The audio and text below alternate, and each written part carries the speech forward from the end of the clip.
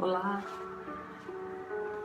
mais uma vez nosso encontro semanal, que ele possa ser produtivo, que nós possamos trabalhar com a mente, com o coração, nos unindo, sintonizando com esses espíritos amigos, principalmente aqueles da casa de Fabiano, da caravana bendita de Frei Fabiano, que sabemos, esperam de nós o melhor. A todos aqueles que passam pelos nossos pensamentos, familiares, amigos, as nossas melhores vibrações, as vibrações amorosas que cheguem a cada um. Jesus já tinha dito, onde estivessem 2 ou mais pessoas, ele também ali estaria. É com essa certeza que começamos o nosso trabalho de hoje. Que todas as mentes fiquem unidas com Deus e com Jesus. Pai nosso que estais nos céus, santificado seja o vosso nome. Venha a nós o vosso reino, seja feita a vossa vontade, assim na terra como no céu. O pão nosso de cada dia nos dai hoje, perdoai as nossas dívidas, assim como nós perdoamos os nossos devedores.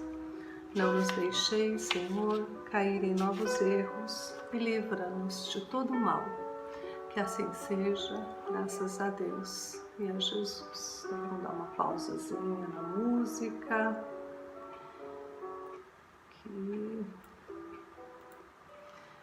Vamos voltar ao nosso livro de estudo, que é o Desobsessão, né? Até para a gente entender o que se passa, qual é o nosso papel dentro das reuniões de desobsessão.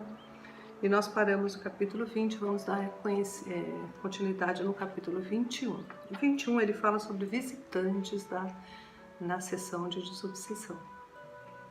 O serviço de desobsessão não é um departamento de trabalho para cortesias sociais, que, embora respeitáveis, não se compadecem com a enfermagem espiritual a ser desenvolvida, a benefício de irmãos desencarnados que amargas dificuldades atormentam. Ainda assim, há casos em que os companheiros da construção espírita cristã, quando solicitem permissão para isso, podem ter acesso ao serviço em caráter de observação construtiva. Entretanto, é forçoso preservar o cuidado de não acolhê-los em grande número para que o clima vibratório da reunião não venha a sofrer mudanças inoportunas. Essas visitas, no entanto, devem ser recebidas apenas, de raro em raro, em circunstâncias realmente aceitáveis no plano espiritual da desobsessão, principalmente quando objetivem a fundação das atividades congêneres.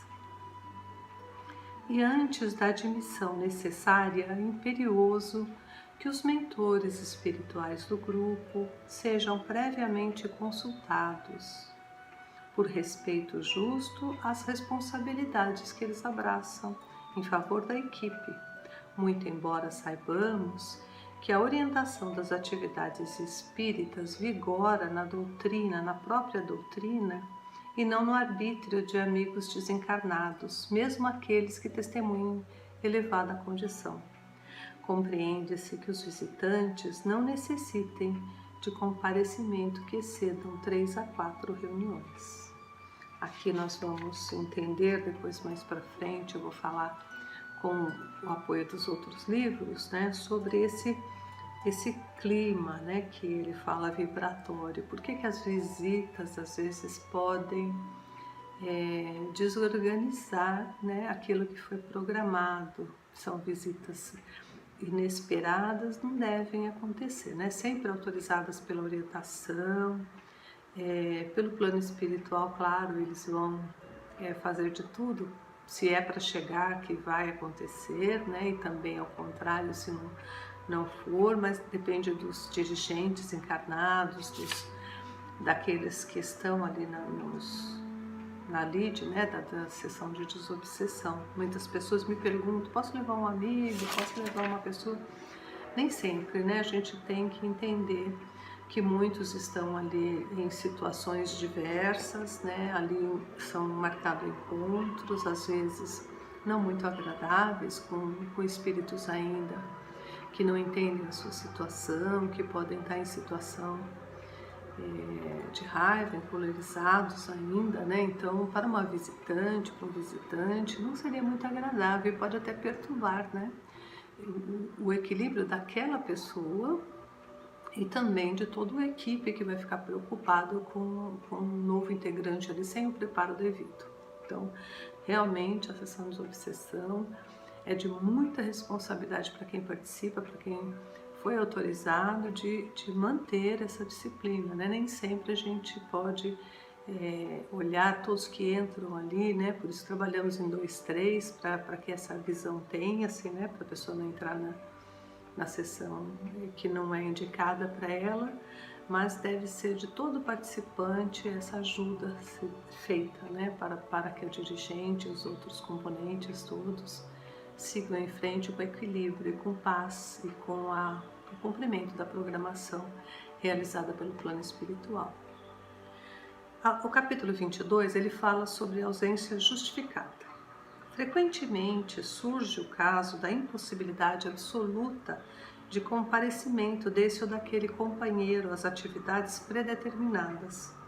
Uma viagem rigorosamente inadiável, um problema caseiro de grave expressão, exigência de profissional inopinada, enfermidade súbita.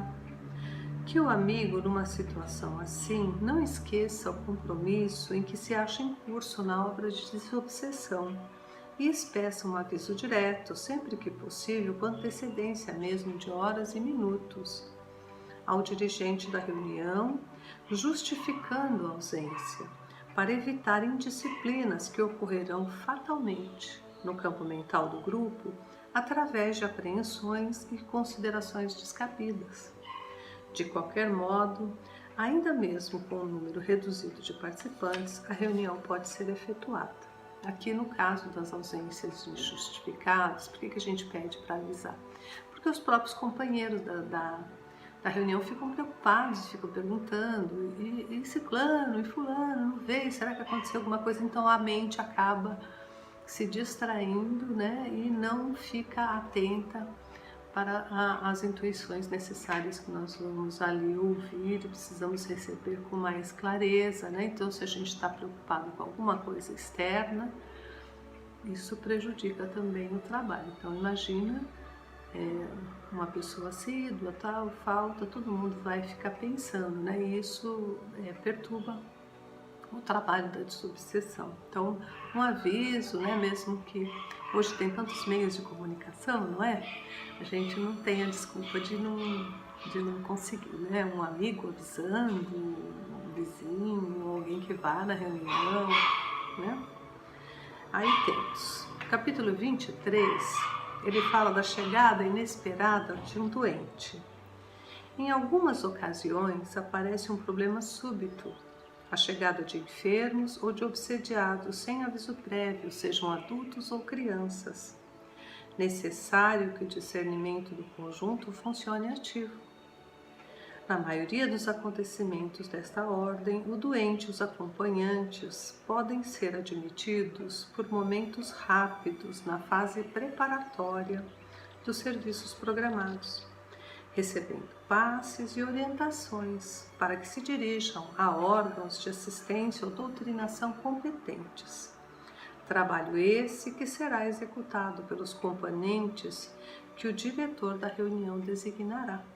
Nesses casos, se enquadram igualmente os obsessos apenas influenciados ou fixados em fase inicial de perturbação, para quais o contato com os comunicantes menos felizes ou francamente conturbados, sem a devida preparação, é sempre inconveniente ou prejudicial pela suscetibilidade e pelas sugestões negativas que apresentam na semilucidez em que se encontram. Diante dos processos de obsessão indiscutivelmente instalada, o grupo deve e pode acolher o obsediado e seus acompanhantes, acomodando-os nos bancos ou nas cadeiras, colocados à retaguarda, onde receberão a assistência precisa. Então, nesse caso aqui, novamente, eles falam do prejuízo que pode ter aqueles que não tiverem a condição de entrar, né? Mas que nunca podemos esquecer que aqueles que chegam numa casa espírita, que é um pronto-socorro espiritual, esperam esse auxílio, né? Então, na maneira possível, sempre autorizada pela orientação, pelo discernimento ali do dirigente, quem preside a sessão, deve sim autorizar, colocado ali a assistência, né?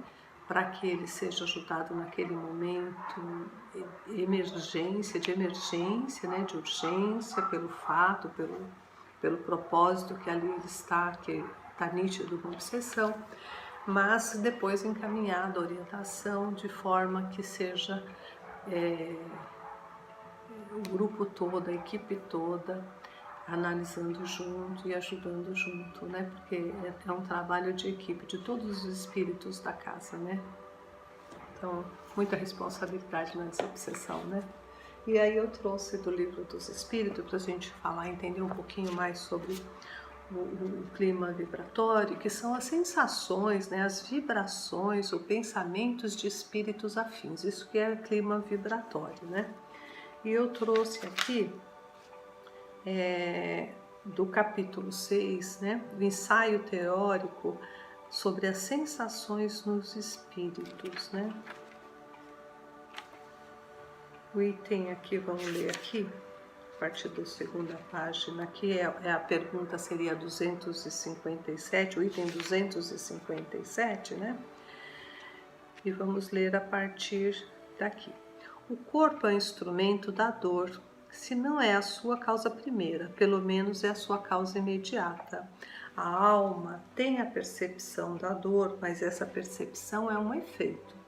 A lembrança que dela pode se conservar é muito penosa, contudo, não pode ter ação física. Com efeito, nem o frio nem o calor podem desorganizar os tecidos da alma, e esta não pode gelar-se ou queimar-se. Não vemos todos os dias a lembrança ou a apreensão de um mal físico produzir efeitos tão reais e ocasionar mesmo a morte? Todo mundo sabe que as pessoas amputadas sentem dor no membro que está a sede ou ponto de partida da dor. Apenas o cérebro conservou a impressão da dor. Pode-se, pois, crer que há alguma analogia com os sofrimentos do espírito depois da morte. Um estudo mais aprofundado do perispírito que desempenha um papel muito importante em todos os fenômenos espíritas, como as aparições vaporosas ou tangíveis, o estado do espírito no momento da morte é uma ideia tão frequente de que ainda está vivo. O quadro tão comovente dos suicidas, dos supliciados, dos que se deixam absorver nos prazeres materiais e de tantos outros fatos vieram a fazer luz sobre essa questão e dar lugar às explicações que damos aqui resumidamente. O perispírito é o laço que une a matéria do corpo, sendo tirado do meio ambiente do fluido universal. Contém ao mesmo tempo eletricidade, fluido magnético e até certo ponto a matéria inerte. Poder-se-ia dizer que é a quintessência da matéria, o princípio da vida orgânica, mas não da vida intelectual, porque essa está no espírito. É, além disso, o agente das sensações externas. No corpo, estas sensações estão localizadas pelos órgãos que lhe servem de canais. Destruído o corpo, as sensações ficam generalizadas. Eis porque o espírito não diz que sofre mais da cabeça do que dos pés. É preciso, de resto, não confundir as sensações do perispírito, que se tornou independente com as do corpo. Não podemos tomar essas últimas como análogas, mas apenas como um termo de cooperação. Até a gente colocar aqui, eu trouxe um esclarecimento análogas, né? A gente fica perguntando, né? pode significar, como dito, uma relação de semelhança, análogo, é parecido, é afim, ou que se funda ou se baseia em algo semelhante. Então, por que os espíritos nos procuram, né? Porque temos afinidades, é essa relação afim, essa sensação que vamos sentindo tudo durante, até antes da sessão, né? Aquela tristeza que vai nos acompanhando durante algumas horas, às vezes até alguns dias que antecede a sessão, o medo, a desconfiança, a raiva, né? O nervosismo. Tudo isso é porque nós damos chance a esses canais, ou então vamos sendo mesmo preparados, né? E na medida do possível, com o nosso conhecimento, vamos nos preparando para a sessão, até limitando um pouco essas sensações, né? Então, ele fala aqui, olha, é preciso não confundir as sensações do perispírito, que se tornam independentes, com as do corpo. Não podemos tomar essas últimas como análogas, mas apenas como termo de comparação. Então, o espírito sente por lembrança, porque já sentiu aquela sensação, aquela dor, aquele sentimento, né? E ele se lembra, mas não tem o sofrimento físico, de uma vez que já não tem mais o corpo, né? Liberto do corpo, o espírito pode sofrer, mas esse sofrimento não é corporal, embora não seja exclusivamente moral, como remorso, uma vez que ele se queixa do frio e do calor. Então, mentalmente ele está sentindo, né? Ele não sofre mais no inverno que no verão, e o temos visto passar através da chama, sem nada experimentar, sem nenhuma impressão penosa. A dor que ele sente não é propriamente uma dor física, mas um vago sentimento íntimo que o próprio espírito nem sempre entende, precisamente porque a dor não está localizada e não é produzida por agentes externos. É mais uma lembrança que uma realidade, porém uma recordação que também pode ser penosa, como também pode ser feliz, né? Há algumas vezes, entretanto, mais do que uma lembrança, como iremos ver. A experiência nos ensina que no momento da morte o perispírito se liberta mais ou menos lentamente do corpo. Durante os primeiros instantes, o espírito não entende a sua situação, não se crê morto porque se sente vivo. Vê seu corpo de um lado, sabe que é seu, mas não entende que está separado dele. Este estado perdura enquanto existe alguma ligação entre o corpo e o perispírito. Um suicida nos disse: não estou morto, e ajuntou: entretanto, sinto que os vermes me roem. Ora, seguramente os vermes não roíam o perispírito, e muito menos o espírito, roíam apenas o corpo. Entretanto, como a separação do corpo e do perispírito não se tinha completado, resultava uma espécie de repercussão moral que lhe transmitia a sensação que passava no corpo. Repercussão pode não ser talvez a palavra certa, pois faria supor um efeito muito material. Era antes a visão do que se passava no corpo, ligado ainda ao seu perispírito, que produzia nele uma ilusão, a qual tomava por realidade. Assim, não era uma lembrança, pois, durante a sua vida, pois não havia sido em vida roído pelos vermes. Era o sentimento de um fato atual. Vê-se por aí as deduções que se podem tirar dos fatos quando são observados atentamente.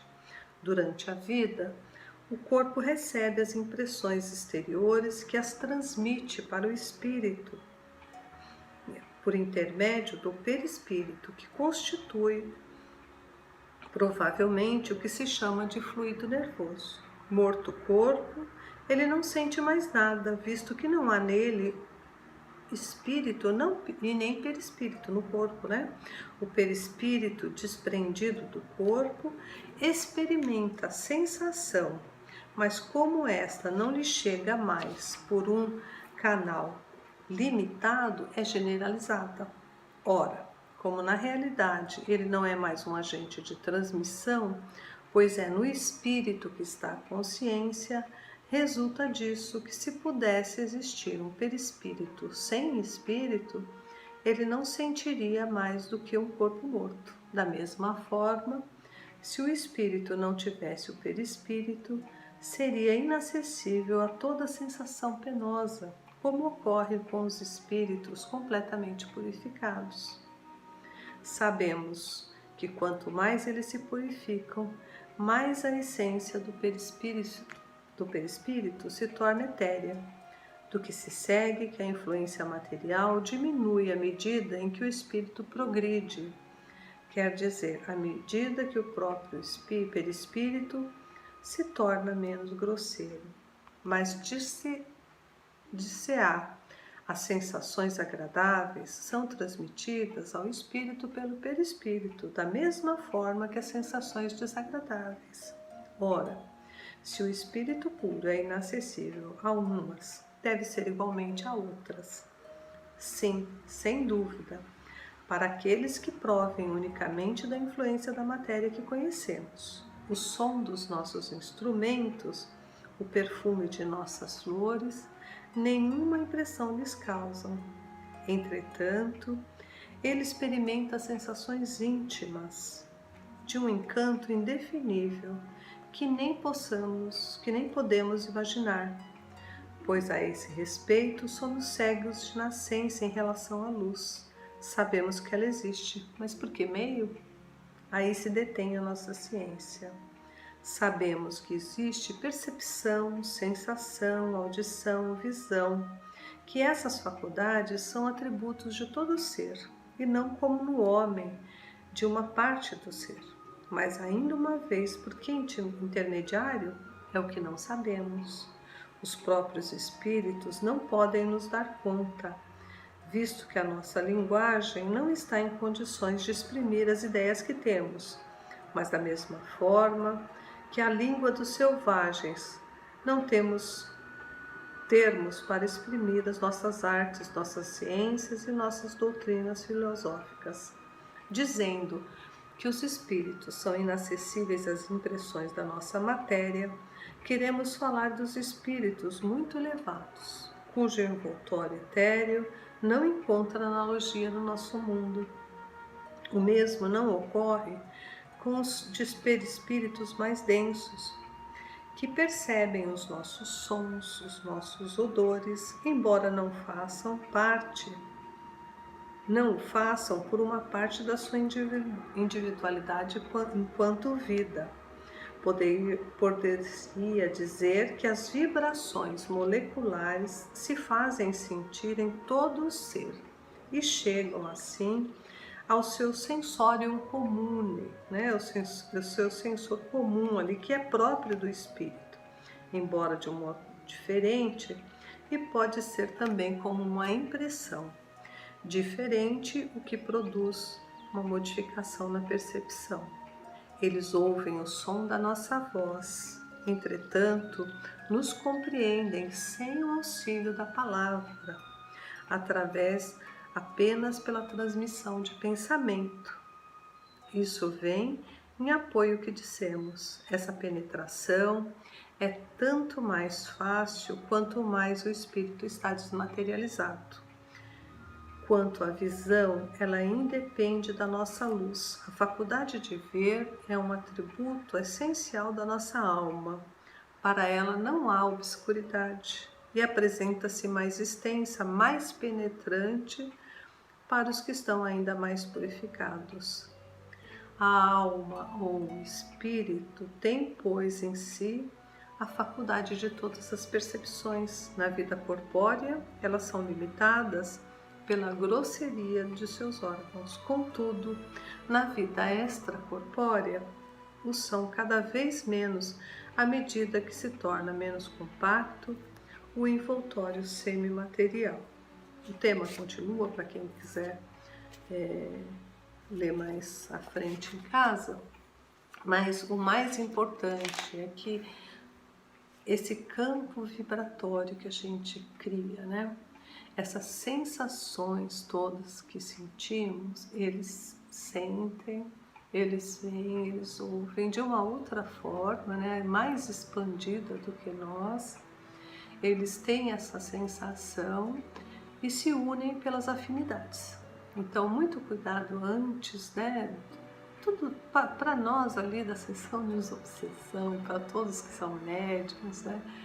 É o dever de sempre tomar cuidado com o que fala, com os pensamentos, porque nós vamos atrair aqueles que vamos encontrar, né? Seja à noite, quando somos levados ao plano espiritual, seja nas sessões, né? Nas sessões não estamos dormindo, estamos acordados, mas a gente procurou aquelas companhias, então a nossa fala, o nosso pensamento tem que ser constantemente vigiado, não por menos Jesus colocou, né? Orai e vigiai. E aquele que é um trabalhador da sessão de desobsessão, principalmente, né? Precisa saber que esses espíritos ficam nos observando.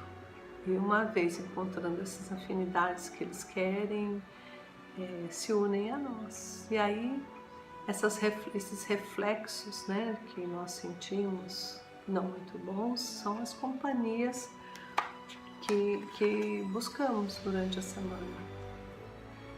E existem aqueles médiuns ostensivos, o trabalho ostensivo, que está no trabalho de ajuda, que é como médico hoje ali no trabalho dessa doença Covid que nós estamos vivendo, né? Não é que ele quer trabalhar com a Covid, mas tendo um doente, ele está sempre disposto à ajuda necessária que esse precisa. Então ele enfrenta, ele tem o cuidado de se proteger, de não deixar que seus pensamentos sejam dirigidos, que a ideia se torne fixa, se cuidar para poder ajudar. Então, é um trabalho redobrado do orar e vigiar. E ainda aqui, do Evangelho segundo o Espiritismo, eu peguei o item, deixa eu ver aqui como nós falamos. Deixa eu só ver aqui, gente, porque ficou aqui não marcado. Espera um pouquinho.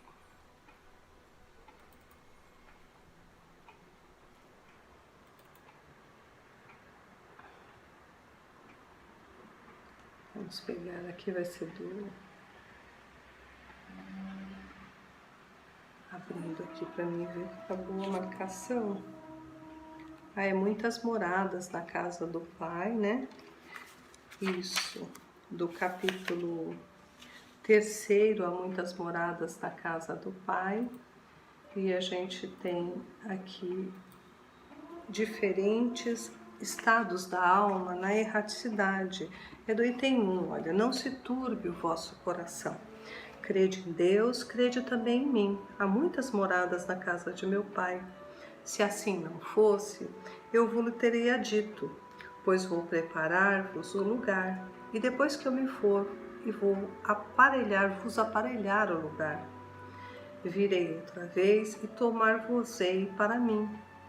Para lá onde estiver, estajais vós também. É de João, do Evangelho de João, capítulo 14, o item 1 e 3, né?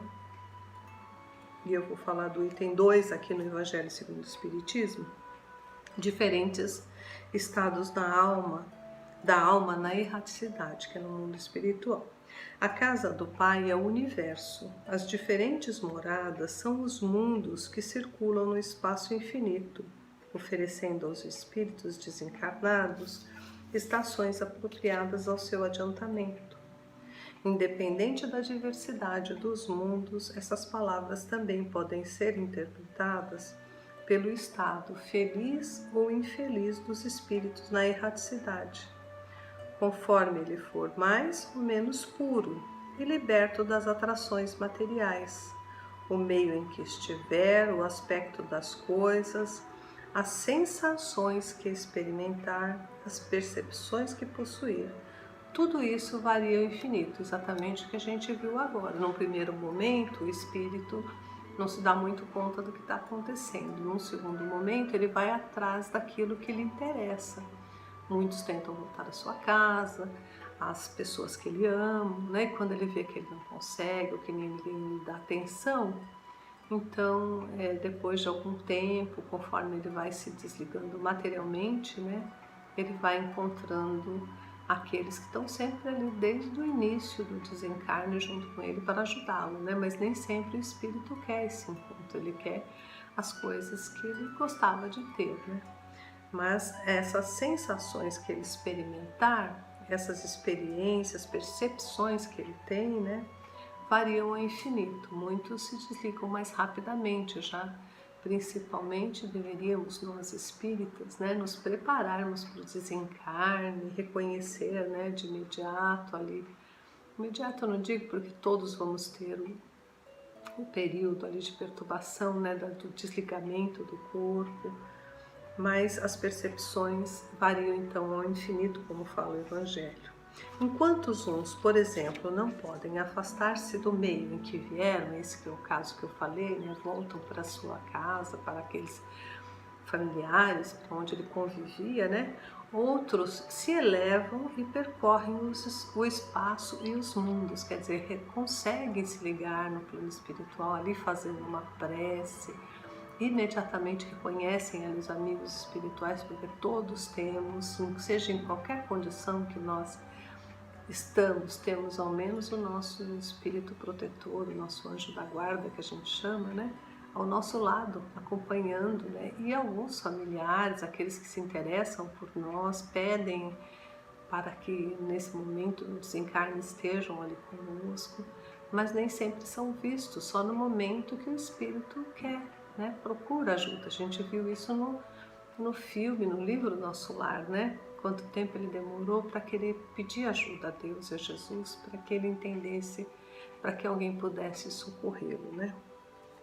Então, outros se elevam e percorrem o espaço e os mundos, né? Encontram ali espíritos protetores que são encarregados de levarem a colônias espirituais, aos pontos socorros que existem no mundo espiritual, para o tratamento necessário e para o reequilíbrio e a retomada da vida no mundo espiritual, que todos nós temos uma vida lá antes de virmos para cá, antes de encarnarmos, saímos de um lugar e temos lá nossos amigos esperando o nosso retorno, queira Deus que seja com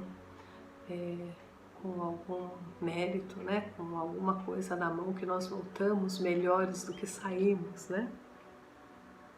Enquanto certos espíritos culpados erram nas trevas, os felizes gozam de uma luz resplandecente e do sublime espetáculo do infinito.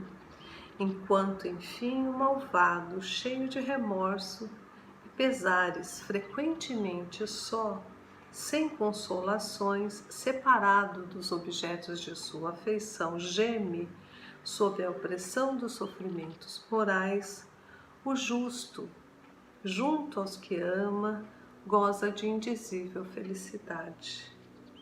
Essas também são, portanto, diferentes moradas, não localizadas nem circunscritas. Ele fala aqui que as moradas na casa do Pai também dependem do nosso estado de espírito, né? Depende desse clima vibratório de que vivemos a nossa vida, os ambientes que nós procuramos, mentalmente, moralmente falando, são espaços dentro do mesmo plano, dentro do mesmo lugar. Não saímos da Terra, da crosta da Terra.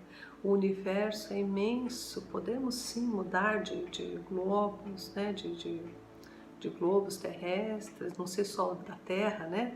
Podemos, mas é muito vago isso. Nós temos a nossa vida, nós temos as nossas familiares que inclusive antecederam a gente no túmulo. Quem não gostaria de rever a mãe, a avó, o avô, aquele que antecedeu, que era muito querido, irmão, filho, né? Então, todos nós vamos encontrar aquilo que sempre procuramos enquanto vivos, né? Então, que a nossa atitude melhore, que o nosso pensamento seja de amor, né, de caridade. Paulo sempre falava da caridade, né, que a caridade nos eleva, que nós não estamos em condição de ter méritos, mas a caridade nos une ao Pai, a Deus, a Jesus. E tantos espíritos que querem ajuda, querem ajudar de alguma forma, que sejamos instrumentos, né? Então, a nossa vibração, o nosso clima vibratório, a nossa sintonia com os espíritos melhores é o que eu desejo a todos, né? Principalmente aqueles que participam da desobsessão, porque não só se ajudando, mas ajudando a todos aqueles que chegam, que não têm ainda essa compreensão, esse ensinamento que nós estamos recebendo na Casa de Fabiano, na doutrina espírita, tantos conhecimentos que temos sobre o desencarne, sobre novas encarnações, novas oportunidades, novos trabalhos, a continuidade do trabalho anterior, não é? Então, não vamos desperdiçar nada disso. Vamos melhorar o nosso clima, sabendo que os espíritos que nos acompanham, né, que para o trabalho, estão sempre buscando em nós o melhor. Então, que nós possamos oferecer. E aqueles que precisam de ajuda, que sabem que nós vamos sentir esses sofrimentos deles também, né? Que a gente tenha caridade, que seja por caridade que nós vamos mesmo com vontade de ajudar a esses, para que eles mudem também esse clima vibratório. Uma vez eles levados à sessão, sendo esclarecidos, eles podem ter muita ajuda e mudarem o clima vibratório deles, né? Então, sejamos nós esses instrumentos dóceis que o Evangelho fala, trazendo o nosso coração com caridade, né? Que é o amor colocado em ação. Amor por esses espíritos tão infelizes como nós já fomos um dia, não é? Nós encontramos um caminho, que a gente possa também ser luz para o caminho deles. É isso, gente. Hoje vamos encerrar agora com a nossa música aqui para entrarmos em prece. Uma boa semana a todos, que todos possam ser auxiliados e mentalizar, né? Um clima bom, a companhia de amigos amorosos que vão nos ajudar em nossas casas, no nosso Evangelho no Lar, na nossa semana, e que todos aqueles que a gente possa ajudar sejam encaminhados por espíritos amigos que vão nos acompanhar e propiciar esse conhecimento para a gente e essa possibilidade de estarmos trabalhando em nome de Jesus, em nome de Deus. Agradecemos, Senhor, mais uma vez, infinitamente pelo apoio, pelo amparo que recebemos, pedindo por todos aqueles que passam em nossos pensamentos. Abençoa, Senhor, as nossas casas, os nossos familiares e a nós mesmos, os mais necessitados. Ajuda a todos aqueles que se encontram em tristezas, na prova da doença, no desamparo, aqueles que têm ideias de suicídio, aqueles que estão pedindo o amor das pessoas, aqueles que não entendem o que se passa no momento da transição do desencarne, tanto, Senhor, que auxiliam a cada um desses. Que Jesus cubra de luz todos esses trabalhadores, principalmente aqueles que estão ansiosamente nos ajudando no plano espiritual e que querem tanto que nós também melhoremos. Que o Pai da vida nos abençoe. Pai nosso, que estais nos céus, santificado seja o vosso nome. Venha a nós o vosso reino, seja feita a vossa vontade, assim na terra como no céu. O pão nosso de cada dia nos dai hoje. Perdoai as nossas dívidas, assim como nós perdoamos os nossos devedores. e não nos deixeis, Senhor, cair em novos erros, e livra-nos de todo o mal. Que assim seja. Graças a Deus e a Jesus. Um grande abraço a todos vocês. Até a próxima semana.